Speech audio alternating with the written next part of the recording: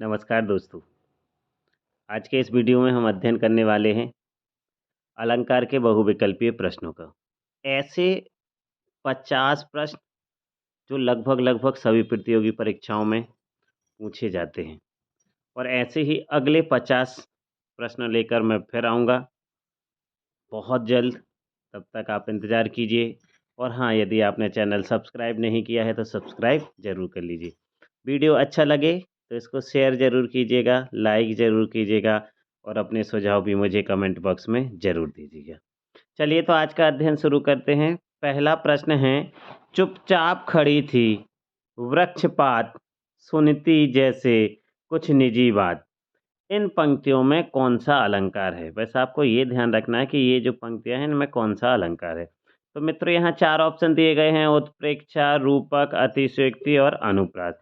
मित्रों मैंने जिन प्रश्नों को के उत्तर को मैंने लाल रंग से इंगित कर रखा है, मतलब इन प्रश्नों का जो सही उत्तर होगा वो लाल रंग से इंगित है। तो यहाँ सही उत्तर है उत्प्रेक्षा अलंकार। चुपचाप खड़ी थी, वृक्षपात, सुनती जैसे कुछ निजी बात। पंक्ति में कौन-सा अलंकार है? इसमें उत्प्रेक्षा अलंकार है। अगला प्रश्न है, हरिपद कोमल कमल से। हरिपद कोमल कमल से पंक्ति में कौन-सा अलंकार है? यहाँ पर मित्रों 4 ऑप्शन दिए गए हैं, उपमा अलंकार, श्लेष अलंकार, रूपक अलंकार और मानविकर अलंकार। यहाँ सही उत्तर है रूपक अलंकार, क्योंकि यहाँ पर जो हरि के पद हैं और जो कमल है, इनके भेद को खत्म कर दिया गया है, अलग कर दिया गया है, इसलिए यहाँ पर रूपक अलंकार है। प्रश्न क्रमांक 3 है, भाषा, भाव, भेष, भोजन में भारतीयता का अभिमान। भाषा, भाव, भेष, भोजन में भारतीयता का अभिमान। पंक्ति में कौन-सा अलंकार है? मित्रों 4 विकल्प हैं, अनुप्रास, श्लेष, रूपक और मानवीकरण। यहाँ पर देखिए भाव वर्ण की आवृत्ति है और जहाँ पर किसी वर्ण की आवृत्ति होती है वहाँ पर अनुप्रास अलंकार होता है, तो यहाँ पर सही विकल्प रहेगा अनुप्रास अलंकार। प्रश्न क्रमांक 4, या मुरली मुरलीधर की, अधरान धरी, अधरान धरोगी।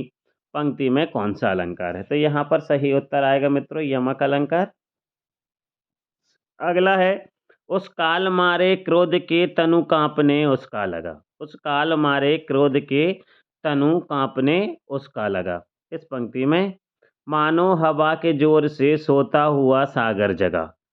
मानो हवा के जोर से सोता हुआ सागर जगा। पंक्ति में कौन-सा अलंकार है? आपके पास 4 विकल्प हैं, अतिशयोक्ति, उत्प्रेक्षा, श्लेष और यमक। कितने हैं आपके पास? यहाँ पर 4 विकल्प हैं। यहाँ पर मैं क्षमा चाहता हूँ, यहाँ सही उत्तर उत्प्रेक्षा अलंकार है, जो मैं इंगित नहीं कर पाया हूँ। सही उत्तर क्या आएगा? सही उत्तर आएगा उत्प्रेक्षा अलंकार। कौन-सा आएगा? उत्प्रेक्षा अलंकार।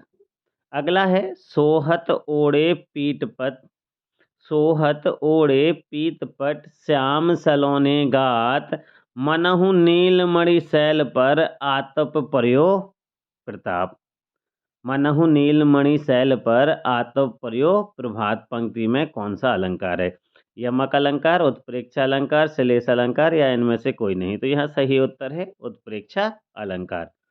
प्रश्न क्रमांक 7, आगे नदियाँ पड़ी अपार, घोड़ा कैसे उतरे पार, राणा ने सोचा इस पार, तब तक चेतक था उस पार। पंक्ति में कौन-सा अलंकार है? यहाँ पर देखिए मित्रों, किसी भी बात को अत्यधिक बढ़ा चढ़ाकर बोला गया है और जब किसी बात को लोक मर्यादा से अधिक बढ़ा चढ़ाकर बोला जाता है तो वहाँ पर कौन-सा अलंकार होता है? बिल्कुल आप सही सोच रहे हैं, आपका उत्तर बिल्कुल सही है। हमारे पास 4 विकल्प हैं, पहले हम विकल्प देख लेते हैं, फिर आपको सही उत्तर बताऊँगा। अतिशयोक्ति, उत्प्रेक्षा, श्लेष या इनमें से कोई नहीं। मित्रों सही उत्तर है अतिशयोक्ति, मतलब अपनी युक्ति को अत्यधिक बढ़ाकर बोला गया है और जहाँ पर कोई बात अत्यधिक बढ़ा चढ़ाकर बोली जाती है वहाँ पर अतिशयोक्ति अलंकार होता है। अगला है, देखी सुदामा की दीन दशा, करुणा कर करुणानिधि रोए, पानी पर आंतों को हाथ छुओ, नहीं नैनन के जल से पग धोए। इस पंक्ति में कौन-सा अलंकार है? आपके पास फिर वही 4 विकल्प मौजूद हैं। पहला विकल्प अतिशयोक्ति, दूसरा उत्प्रेक्षा, तीसरा श्लेष और चौथा है यमक। मित्रों यहाँ पर भी बात को अत्यधिक बढ़ा चढ़ाकर बोला गया है, इस कारण से यहाँ सही उत्तर होगा अतिशयोक्ति अलंकार। चलिए हम आगे बढ़ते हैं। प्रश्न क्रमांक 9। वह सर इधर गांडीव गुड़ से भिन्न जैसे ही हुआ, धड़ से जयद्रथ का उधर सिर छिन्न वैसे ही हुआ। पंक्ति में कौन सा अलंकार है? तो आपके पास 4 विकल्प हैं, अतिशयोक्ति, उत्प्रेक्षा, श्लेष या अनुप्रास। सही उत्तर आएगा मित्रों अतिशयोक्ति अलंकार। अगला है भूप सहस दस एक ही बारा, भूप सहस दस एक ही बारा, लगे उठावन टरत न टारा, लगे उठावन टरत न टारा। यहाँ पर देखिए ये जो पंक्ति ली गई है ये रामचरितमानस के उस हिस्से से ली गई है जहाँ पर सीता जी का स्वयंवर है। शिव धनुष उठाने के लिए कवि कल्पना करता हुआ कहता है कि भूप साहस दस एक ही बारा, एक 10,000 जो राजा हैं वो एक ही बार में क्या कर रहे हैं, धनुष को उठा रहे हैं। लेकिन लगे उठावन टरत न टारा, लेकिन वह जो धनुष है ना वो उठना तो छोड़िए टराए टर नहीं रहा है, मतलब हिल भी नहीं रहा है। 4 विकल्प मौजूद हैं, अतिशयोक्ति, उत्प्रेक्षा, श्लेष और उपमा। तो यहाँ सही उत्तर आएगा अतिशयोक्ति। यहाँ पर बात को अत्यधिक बढ़ा चढ़ाकर बोला गया है। प्रश्न क्रमांक 11। हनुमान की पूंछ में लग न पाई आग, लंका सारी जल गई, गए निशाचर भाग। पंक्ति में कौन सा अलंकार है? मित्रों 4 विकल्प मौजूद हैं, अतिशयोक्ति, उत्प्रेक्षा, श्लेष और उपमा। यहाँ पर भी बात को अत्यधिक बढ़ा चढ़ाकर बोला गया है, अर्थात सही उत्तर आएगा अतिशयोक्ति अलंकार। प्रश्न क्रमांक 12। देख लो साकेत नगरी है यही, स्वर्ग से मिलने गगन को जा रही। पंक्ति में कौन सा अलंकार है? 4 विकल्प हैं, अतिशयोक्ति, उत्प्रेक्षा, अनुप्रास या रूपक। मित्रों यहाँ सही उत्तर आएगा अतिशयोक्ति अलंकार। यहाँ पर भी बात को अत्यधिक बढ़ा चढ़ाकर बोला गया है। मित्रों ये ऐसे उदाहरण हैं जो लगभग किसी न किसी परीक्षा में पूछे ही जाते हैं। इन उदाहरणों को बहुत अच्छे से देख लीजिएगा, ये आपके काम जरूर आएंगे, आपकी परीक्षा में मदद जरूर करेंगे। प्रश्न क्रमांक 13। कड़त सात ही म्यान ते, असि रिपु तन ते प्राण। पंक्ति में कौन सा अलंकार है? कड़त सात ही म्यान ते, असि रिपु तन ते प्राण। इन पंक्ति में कौन सा अलंकार है? 4 विकल्प मौजूद हैं, अतिशयोक्ति, उत्प्रेक्षा, श्लेष या अनुप्रास। यहाँ सही उत्तर आएगा अतिशयोक्ति अलंकार। प्रश्न क्रमांक 14। एक दिन राम पतंग उड़ाई, एक दिन राम पतंग उड़ाई, देवलोक में पहुंची जाई। इस पंक्ति में कौन सा अलंकार है? अब आप जरा सोचिए यहाँ पर क्या हो रहा है। देखिए यहाँ कह रहे हैं कि राम जी पतंग उड़ा रहे थे और वो पतंग उड़ते उड़ते कहाँ पहुंच गई? देवलोक पहुंच गई। 4 विकल्प मौजूद हैं, अतिशयोक्ति, उत्प्रेक्षा, यमक या उपमा। मित्रों यहाँ पर भी अतिशयोक्ति ही होगा, क्योंकि बात को कैसे बताया गया है? अत्यधिक बढ़ा चढ़ाकर बताया गया है। अगला उदाहरण है, कहती हुई उत्तरा के नेत्र जल से भर गए, कहती हुई उत्तरा के नेत्र जल से भर गए, हिम के कर्णों से पूर्ण मानो, हो गए पंकज नए। पंक्ति में कौन सा अलंकार है? देखिए मित्रों यहाँ मानो, मनु, जानो, जनु जैसे शब्द आते हैं तो उत्प्रेक्षा अलंकार होता है। 4 विकल्प आपके साथ सामने मौजूद हैं, यमक अलंकार, उत्प्रेक्षा अलंकार, श्लेष अलंकार या मानवीकरण अलंकार। तो यहाँ सही उत्तर आएगा उत्प्रेक्षा अलंकार। मित्रों ये उदाहरण बहुत अच्छे से देख लीजिएगा, ये बहुत ही महत्वपूर्ण उदाहरणों में से मैंने उदाहरण चुनकर आप लोगों के सम्मुख में लेकर आया हूँ। अगला है, देख रूप लोचन ललचाने, हर से जनु निज निधि पहचाने। पंक्ति में कौन सा अलंकार है? देख रूप लोचन ललचाने, हर से जनु निज निधि पहचाने। इन पंक्तियों में कौन सा अलंकार है? 4 विकल्प मौजूद हैं, उत्प्रेक्षा, अनुप्रास, श्लेष या मानवीकरण। मित्रों यहाँ पर भी चूंकि जनु शब्द आया है, कौन सा आ जाएगा यहाँ पर? उत्प्रेक्षा अलंकार। ये बिल्कुल मैं पहचान बता रहा हूँ, सरल सी पहचान बता रहा हूँ, जिस कारण से आप आसानी से समझ सकें। अगला है, पाहुन ज्यों आए हों गांव में शहर के, पाहुन ज्यों आए हों गांव में शहर के, मेघ आए बड़े बंठन के सबर के। पंक्ति में कौन सा अलंकार है? मित्रों यहाँ पर 2 अलंकार हैं, लेकिन मुख्य रूप से अभी हम जो यहाँ पूछ रहे हैं वह कौन सा अलंकार है? 4 विकल्प मौजूद हैं आपके पास, मानवीकरण, उत्प्रेक्षा, यमक या इनमें से कोई नहीं।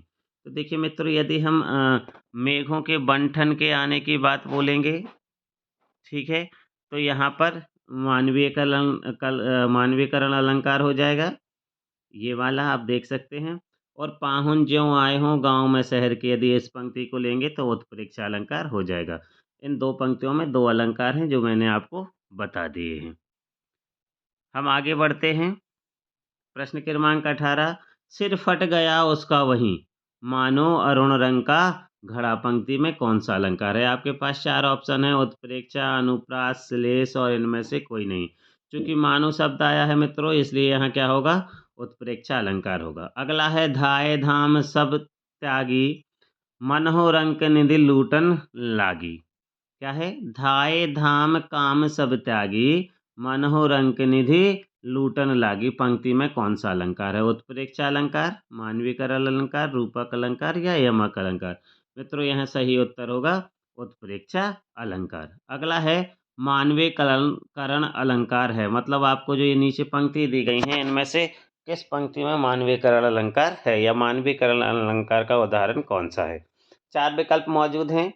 सजना है मुझे सजना के लिए, पीपर पात सरस मन डोला, हिमकर भी निराश कर चला रात भी आली, और अगला है, आय महंत बसंत। मित्रों, यहाँ पर जो ये घा आपका विकल्प है, आय महंत बसंत, इसमें मानवीकरण अलंकार है। ये दोनों टाइप के जो आपसे प्रश्न पूछे जा सकते हैं, जिस प्रकार से अलंकार के प्रश्न पूछे जा सकते हैं, मैंने कोशिश की है कि उस प्रकार के सभी प्रश्नों को मैं यहाँ शामिल कर सकूं, और मैंने करने का प्रयास भी किया है। अगला है उत्प्रेक्षा अलंकार।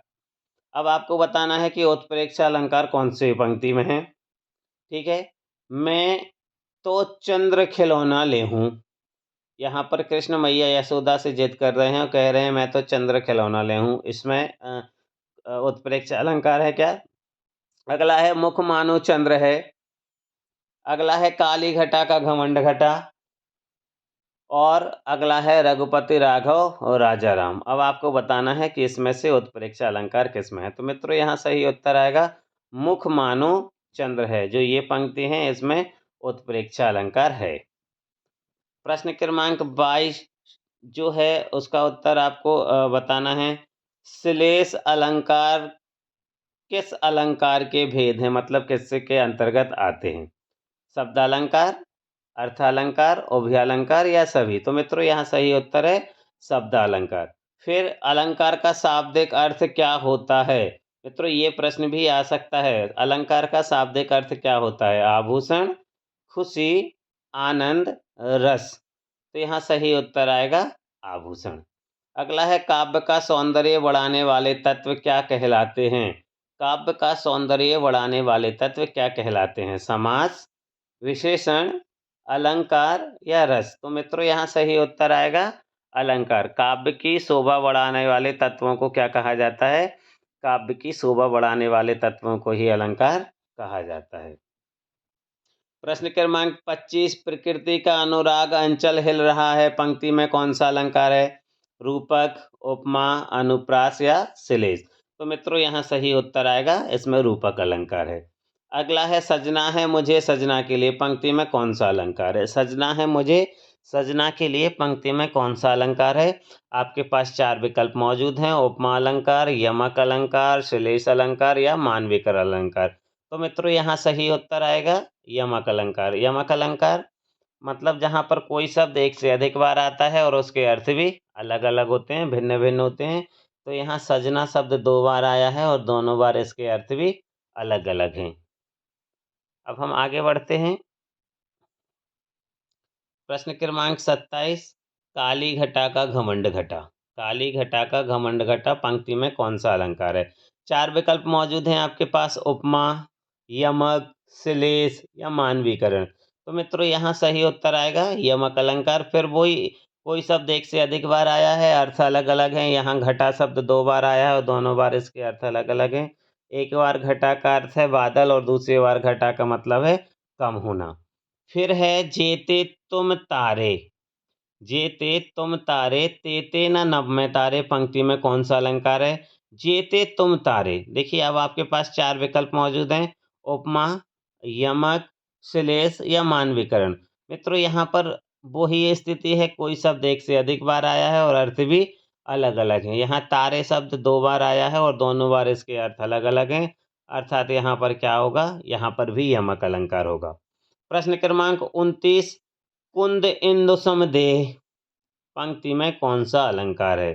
कुंद इंदु समदेह पंक्ति में कौन सा अलंकार है? आपके पास 4 विकल्प मौजूद हैं, उपमा, यमक, श्लेष या मानवीकरण। तो मित्रों यहाँ सही उत्तर आएगा उपमा अलंकार, क्योंकि यहाँ पर तुलना की गई है।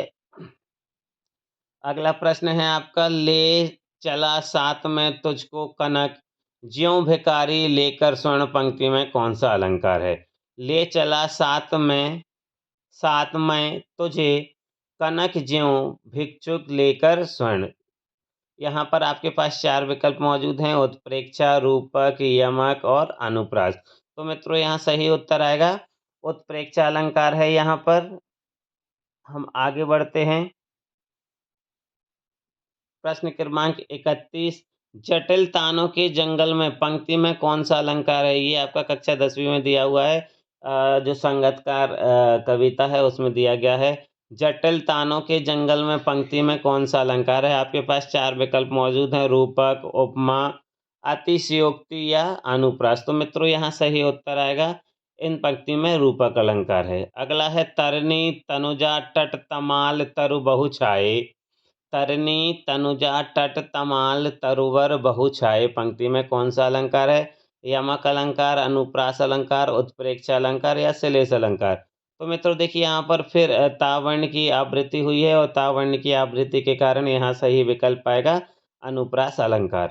प्रश्न क्रमांक 33, मधुर मृदु मंजुल मृदुल मुस्कान पंक्ति में कौन सा अलंकार है? मधुर मृदु मंजुल मृदुल मुस्कान पंक्ति में कौन सा अलंकार है? यमक अलंकार, अनुप्रास अलंकार, उत्प्रेक्षा अलंकार या श्लेष अलंकार। मित्रों यहाँ सही उत्तर आएगा अनुप्रास अलंकार, माँ वर्ण की आवृत्ति है।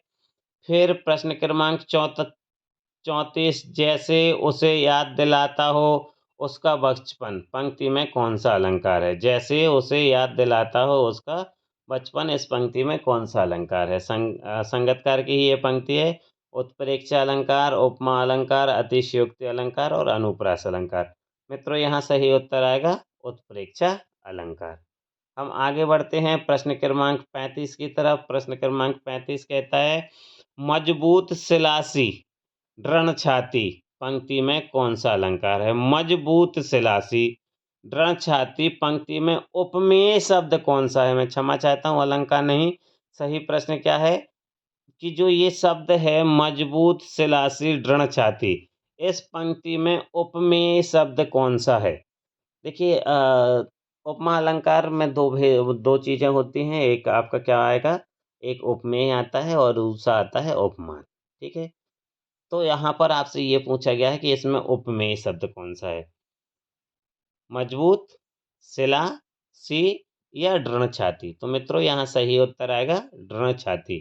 प्रश्न क्रमांक 36, वह दीप शिखासी शांत भाव में, ध्यान से सुनेगा, वह दीप शिखासी शांत भाव में लीन पंक्ति में उपमान शब्द कौन सा है? देखिए इससे पहले मैंने आपसे पूछा है उपमेय शब्द कौन सा है, अब इसमें क्या पूछा गया है कि उपमान क्या है? दीप, दीप शिखा, सी या शांत। तो यहाँ सही उत्तर आएगा मित्रों दीप शिखा। चलिए हम आगे बढ़ते हैं। उम्मीद कर सकता हूँ ये प्रश्न आपके लिए बहुत मददगार साबित होंगे और ये वीडियो भी आपको बढ़िया बहुत अच्छे से समझ आ रहा होगा। प्रश्न क्रमांक 37, किस अलंकार में कोई शब्द एक ही बार आता है और अर्थ एक से अधिक होते हैं? इस प्रकार का प्रश्न अभी जो नवोदय का एग्जाम हुआ था उसमें पूछा गया था, किस अलंकार में कोई शब्द एक से अधिक बार आते हैं और उसके अर्थ एक से अधिक होते हैं। ठीक है, कोई शब्द कितनी बार आएगा? एक ही बार आएगा और उसके जो अर्थ होंगे वो कैसे होंगे? अलग अलग होंगे। कौन सा अलंकार होगा? अनुप्रास, यमक, रूपक या श्लेष। मित्रों यहाँ सही उत्तर आएगा श्लेष अलंकार। श्लेष अलंकार में कोई भी शब्द एक बार आता है और उसके अर्थ एक से अधिक होते हैं। प्रश्न क्रमांक 38, किस अलंकार में कोई शब्द एक से अधिक बार आता है और उसके अर्थ भिन्न भिन्न होते हैं? अब यहाँ ध्यान दीजिएगा मित्रों, पहले बोला गया था कोई शब्द एक ही बार आएगा और अर्थ एक से अधिक होंगे। दूसरा प्रश्न है कोई शब्द एक से अधिक बार आएगा और अर्थ भी एक से अधिक होंगे, मतलब भिन्न भिन्न होंगे। आपके पास 4 विकल्प मौजूद हैं, अनुप्रास, यमक, रूपक या श्लेष। तो यहाँ सही उत्तर आएगा मित्रों यमक अलंकार। जो यमक अलंकार होता है ना, उसमें कोई शब्द एक से अधिक बार आता है और अर्थ अलग अलग होते हैं। यमक का अर्थ ही होता है, शाब्दिक अर्थ होता है जुड़वा, और श्लेष का शाब्दिक अर्थ होता है चिपका हुआ। ये भी एक प्रश्न आपका बन सकता है। प्रश्न क्रमांक 39, जहां उपमेय में उपमान की संभावना की जाए वहां कौन सा अलंकार होता है। देखिए मित्रों ध्यान दीजिएगा, उपमेय में उपमान की केवल क्या की जाएगी, संभावना की जाएगी, तुलना नहीं की जाएगी। तुलना कर दी जाएगी तो वहां पर उपमा अलंकार हो जाएगा। यहाँ हम क्या कह रहे हैं, उपमेय में उपमान की संभावना की जाए। आपके पास 4 विकल्प मौजूद हैं, अनुप्रास, उपमा, मानवीकरण और उत्प्रेक्षा। तो मित्रों यहाँ सही उत्तर होगा उत्प्रेक्षा अलंकार। प्रश्न क्रमांक 40, संदेशनि मधुबन कूप भरे पंक्ति में कौन सा अलंकार है। संदेशनि मधुबन कूप भरे। अब यहाँ आपके पास देखिए अलग समझ में आ रहा है कि किसी बात को अत्यधिक बढ़ा चढ़ाकर बोला गया है। 4 विकल्प मौजूद हैं, अनुप्रास, श्लेष, मानवीकरण और अतिशयोक्ति। अब आपको ये बताना है कि इसमें कौन सा सही है। तो मित्रों यहाँ सही उत्तर क्या आएगा हमारा, अतिशयोक्ति अलंकार। प्रश्न क्रमांक 41, आगे आगे नाचती गाती बयार चली पंक्ति में कौन सा अलंकार है। आगे आगे नाचती गाती बयार चली, ये कक्षा 9वीं में एक कविता है, मेघ है उसकी पंक्ति है। 4 विकल्प मौजूद हैं, अनुप्रास, मानवीकरण, रूपक और श्लेष। तो यहाँ सही उत्तर आएगा मित्रों मानवीकरण। अगला है, किस अलंकार में जड़ या मानवेतर पदार्थों में मानवीय गतिविधि देखी जाती है। किस अलंकार में जड़ या मानवेतर पदार्थों में मानवीय गतिविधि देखी जाती है। अनुप्रास, मानवीकरण, रूपक या श्लेष। तो यहाँ सही उत्तर आएगा मित्रों मानवीकरण। जो अलंकार होता है उसमें हम मानवेतर पदार्थों में मानवीय गतिविधियों को देखते हैं। प्रश्न क्रमांक 43, घेर घेर घोर गगन धारा धरो पंक्ति में कौन सा अलंकार है। अनुप्रास अलंकार, मानवीकरण अलंकार, रूपक अलंकार या श्लेष अलंकार। मित्रों ये कक्षा 10वीं में एक कविता है उत्साह, उसकी एक पंक्ति है और यहाँ सही उत्तर आएगा अनुप्रास अलंकार, क्योंकि यहाँ जो घ वर्ण है इसकी बार बार आवृत्ति हो रही है। प्रश्न क्रमांक 44, पास हीरे हीरे की खान, पास हीरे हीरे की खान पंक्ति में कौन सा अलंकार है।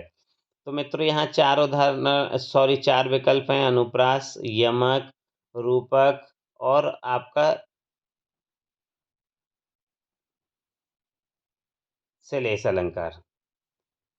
अब आपको इन 4 में से सही विकल्प बताना है, तो सही विकल्प होगा आपका यमक अलंकार। यहाँ पर हीरे के 2 अर्थ हैं, एक हीरे मतलब उसी के पास में, ठीक है, पास हीरे मतलब उसके पास ही में, और दूसरा है हीरे हीरे मतलब हीरा। प्रश्न क्रमांक 43, सूर सूर तुलसी शशि पंक्ति में निहित अलंकार बताइए। सूर सूर तुलसी शशि, अनुप्रास अलंकार या यमक या रूपक या श्लेष। तो मित्रों यहाँ सही उत्तर आएगा, सही उत्तर क्या आएगा, यमक अलंकार। ठीक है, यहाँ सूर के 2 अर्थ हैं, एक सूर सूर मतलब सूरदास, एक सूर सूर मतलब सूर्य। ठीक है। प्रश्न क्रमांक 46, जगती जगती की भूख प्यास पंक्ति में अलंकार है। अब आपको बताना है कि ये जो पंक्ति है जगती जगती में भूख प्यास पंक्ति में कौन सा अलंकार है। अनुप्रास अलंकार, यमक अलंकार, रूपक अलंकार या श्लेष अलंकार। में तो देखिए कोई शब्द एक से अधिक बार आएगा, अर्थ भी अलग अलग होंगे, तो कौन सा होगा, यमक अलंकार होगा। यहाँ अर्थ कैसे अलग अलग हैं, एक जगती का मतलब जागना है और दूसरे जगती का मतलब जगत या संसार है। प्रश्न क्रमांक 47, खिले हजारों चांद तुम्हारे नयनों के आकाश में पंक्ति में कौन सा अलंकार है। खिले हजारों चांद तुम्हारे नयनों के आकाश में, अनुप्रास अलंकार, यमक अलंकार, रूपक अलंकार या श्लेष अलंकार। तो मित्रों यहाँ सही उत्तर आएगा रूपक अलंकार। देखिए यहाँ पर क्या किया गया है, खिले हजारों चांद तुम्हारे नयनों के आकाश में, नयन और जो आकाश है उसके जो भेद है उसको क्या कर दिया गया है, उसको समाप्त कर दिया गया है। उम्मीद कर सकता हूँ ये वीडियो आपके लिए बहुत मददगार साबित होगा। अगले वीडियो में आप क्या पढ़ना चाहते हैं, यह भी मुझे कमेंट बॉक्स में ज़रूर लिखें। धन्यवाद।